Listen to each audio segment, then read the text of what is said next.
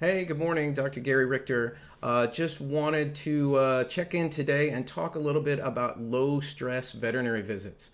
I think going to the doctor can be stressful for just about anybody. I know that it's certainly not my favorite thing in the world to do.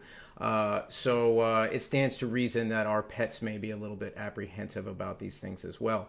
So, here's some good tips to kind of make the visit a little bit less stressful for your dog or cat. So, if you have a dog, one of the great things that you can do is whenever you're in the neighborhood of your veterinary hospital, particularly, obviously when you're with your dog, just take your dog in. Just take them in, say hello to the people up front, maybe get a few treats for them, put them on the scale.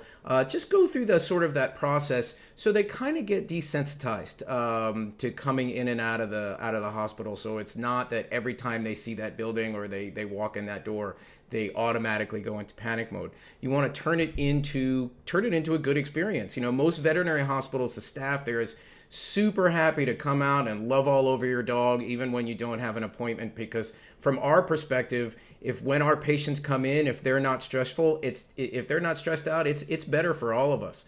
When it comes to kitties, it can be a little bit more tricky because obviously you're probably not going to take your cat out for a casual visit to the veterinary hospital. But a couple things that I would recommend is, maybe let that carrier sit around in your house during more times other than when it's time to go to the veterinarian. Just leave it in the living room or leave it in a room somewhere so they're kind of accustomed to seeing it.